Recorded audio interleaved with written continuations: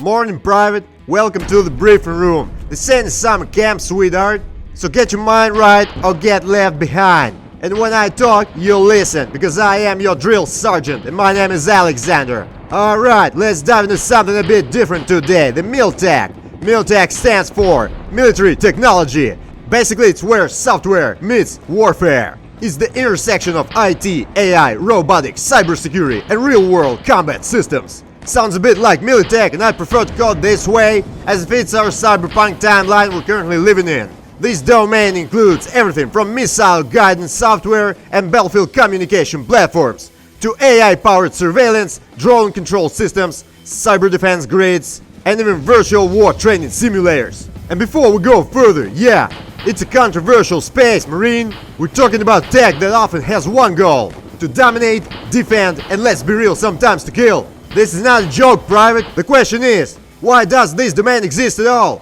The answer is as old as human history: power, defense, and geopolitical control. Countries want to stay ahead. That means faster drones, smarter satellites, unhackable networks, and automated decision-making in high-pressure situations. You following me, Private? It's not just about war, it's about preparation, intelligence, and controlling territory, physical and digital spaces. If only they knew how meaningless and fake all of this really is. And they will when we face a planetary threat, so that individual countries and tribes don't matter anymore. Hope it's not too late then.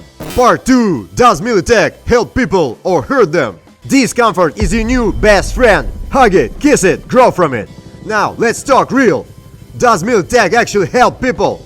Technically yes, but morally, that's up for the debate. On the help side, Miltech has led to the development of things like emergency response systems, satellite communications, GPS, cybersecurity protocols, and even the internet itself, all born out of military research. Some military-grade tech eventually lands in civilian hands and changes lives.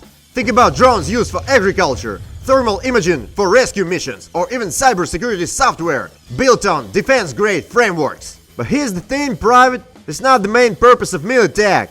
Its real mission is to build tools for war, to gain technical advantage, minimize friendly casualties, and maximize enemy losses. And yeah, that means it's tied to destruction. It's built for killing, defending, surveilling, and controlling. So if you are thinking of getting into this domain, you gotta ask yourself, am I okay with working on software that might directly or indirectly be used in combat? For some, especially veterans, patriots, or people passionate about defense and security, this is an honorable mission. For others, it's an ethical red flag. No judgment either way, but you gotta be real with yourself about where you stand, Private. Now do me 100 push-ups. Part 3. How much money flows in Militech? Good call, Private. Now, let's talk numbers. Because whenever there's war, there's a lot of money. The global military technology market is massive. As of 2024, it's worth over 500 billion a year, and it's still growing. The United States alone has a defense budget of around 850 billion annually, and a big-ass chunk of that goes into tech, software, cybersec, drones, surveillance, automation, you name it. Other top Militech spenders include China, approximately 300 billion, Russia, India, France, Israel, and the United Kingdom. These countries are investing billions into AI-powered weapons, real-time data platforms, unmanned vehicles, and next-gen soldier tech.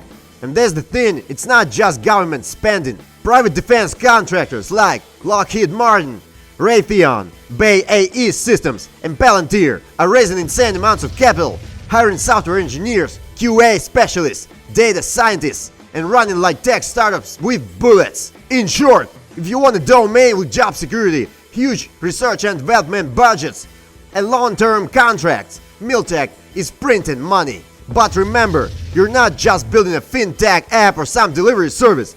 You're building a tech for warfare. And you better keep that in mind, Private, cause I'll fuck you up. Part 4. Can a QA engineer break into Miltech? Alright, let's go to the good part, Private. If you're a QA engineer, manual, automation, or hybrid, can you actually get a job in Miltech? Short answer, yes, 100%. In fact, Miltech has huge demand for QA because the systems they build have to be fail-proof, secure, tested under all edge conditions, and often certified by external defense regulators. Think about that. If a bug crashes a shopping cart on Amazon, it's annoying. But if a bug crashes a drone targeting systems, people die. That's the level of responsibility you gotta have in yourself, private. Having a stack like Playwright, Cypress, JavaScript, TypeScript, REST and GraphQL APIs is relevant especially in web interfaces. Mission control dashboards, secure portals, and data management tools used by command and control teams. Add some API testing, load testing, and basic security validation. You're valuable. It helps if you are familiar with authentication protocols such as OAuth 2, MFA, and other shit, auditing and compliance testing, role-based access control. You get bonus points if you work with air-gapped systems or hardware and software integrations. But even if not, your skills are 100% transferable. You just need to get familiar with the Miltech domain, terminology, and maybe some security clearance stuff, depending on the country and project. Part 5. How much does Miltech pay? Now, private, let's talk money. Miltech jobs don't just offer purpose or security. They pay really well, especially because a lot of the work involves national security, tight deadlines, and high responsibility. Let's check out average annual salaries for QA engineers, automation engineers, or software engineers in Miltech sector across the top 5 countries. And first in the list we got the United States. Automation usually earns between 100k and 160k per year. Got security clearance or DOD experience? Add another 20 to 40k. The next we got Israel. QA automation engineer usually earns between 70 and 110k. And there's strong demand due to heavy military tech startups and cybersec overlap. The next is the United Kingdom, where QA and automation engineer usually earns between 55k pounds to 85k pounds per year, often tied to defense contractors or Ministry of Defense programs.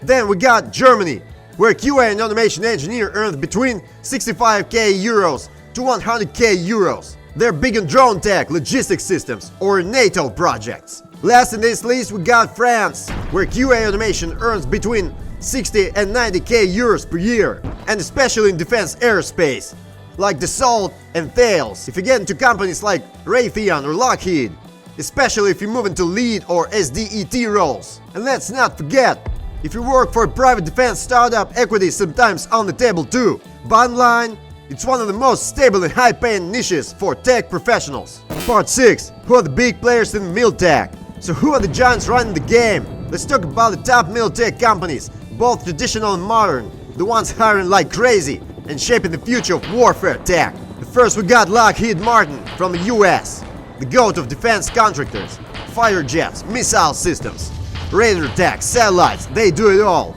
They got tons of roles for QA, automation, DevOps, AI, and data engineering.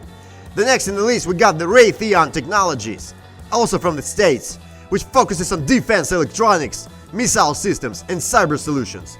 They heavily invest in the AI, predictive analytics, and network security tools. Now the big Miltech player is BAE Systems from the UK, one of the biggest in Europe. Naval systems, autonomous vehicles, and air defense. Big presence in secure infrastructure and defense-grade software.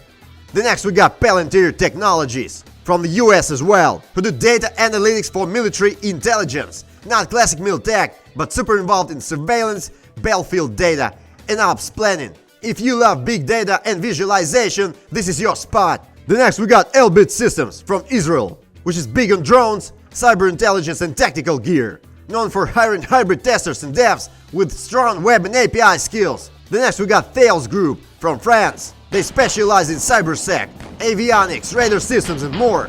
They're involved in both civilian and defense-grade tech. Solid entry point if you're coming from the commercial side. Last but not least in this list, we got the Anduril Industries from the US, who is a new age Miltech startup. AI-driven surveillance, drones, autonomous threat detection systems. They got the startup vibe, huge funding, and very modern technical stack.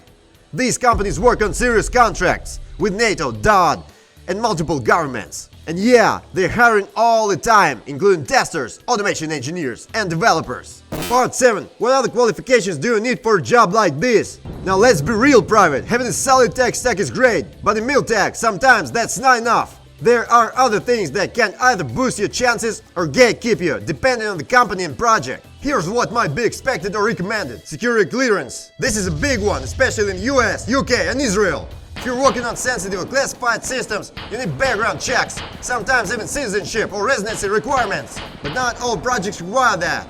Private sector and non-combat tech often don't. You also need domain knowledge. Understanding military workflows, logistics, or defense concepts really helps. If you have worked in a regulated industry, banking, healthcare, you'll adapt fast. The next and most important here is military experience or affiliations. It is not required, but it can be a huge plus. Former soldiers, veterans, or people from defense-adjacent roles get picked up quickly because they speak the same language. Don't forget about the certifications, stuff like ISTQB, Security Plus, AWS, GCP certs, or even CI/CD pipeline experience gives you leverage. For the DevSecOps roles, knowing tools like Jenkins, Docker, Kubernetes, and Terraform is a huge win. Testing methodologies, knowing how to run validation in air-gapped environments, simulate extreme conditions, or do fault injection, massive bonus. Soft skills that actually matter. Clear documentation, strict discipline in test case design, being chill under pressure when testing mission-critical systems. You don't need to tick every box, but the more of these you've got, the faster you'll get hired in this space. Part 8. Can you work remotely in Miltech? So what if you don't want to relocate, or you're just not about the full-time on-site life? Is remote work possible in Miltech? Here's the truth, Private. Yes and no. Because it depends on the role and the clearance level. Classified projects, no chance. You'll be working in secure environments, air-gapped networks, maybe even with physical badge access. These are the roles where security comes before convenience. Unclassified commercial-grade projects? Yes, a lot of R&D, testing, DevOps, front-end back-end work, and simulation systems can be done remotely, especially in companies like Anduril, Palantir, or smaller defense startups. QA automation roles often remote-friendly, especially when working on internal tools, dashboards, or API layers that don't directly handle top-secret data. Pro tip from your drill sarge. Some companies offer hybrid setups, part-time remote, part-time secure facility. Also, contractors and freelance consultants do exist in Miltech. You just need a tight NDA, a clean record, and a reliable delivery record. So yeah, remote work is not off the table. Just gotta be smart about which projects you target. Part 9. Should you even get into Miltech? So let's wrap it up, Private. Should you even get into Miltech? Is it worth it? It's not like the other IT domains. You're not building dating apps or crypto wallets. You're working on tech that can literally impact national security, change the course of war, or save lives in combat zones. It's intense, it's serious, and it's not for everyone. Who should consider Miltech? People who are comfortable with high-stakes projects. Engineers who want to work on the next-gen drones, AI, secure networks. Ex-military or veterans who want to stay connected to defense work. Testers who are obsessed with precision and reliability. Anyone who wants long-term job stability with good money. Who should probably skip it? Folks who are uncomfortable with their code possibly being used in warfare. People who want fully remote, chill, low-pressure roles, like a drill sarge, for example. Anyone who doesn't want to deal with bureaucracy, clearance, or NDAs. The bottom line, if you're okay with the ethical side and want to work in one of the most well-funded, mission-critical, and cutting-edge sectors in tech, Miltech might just be your lane. It is not sexy, but it's solid, and if you play it right, it can be one of the most impactful and financially rewarding career paths out there. I do not care how you feel, I care what you do. Excuses don't burn calories, and they sure as hell don't build legacies. The briefing's over, Private. Dismissed. Drill Sergeant Alex. Over and out.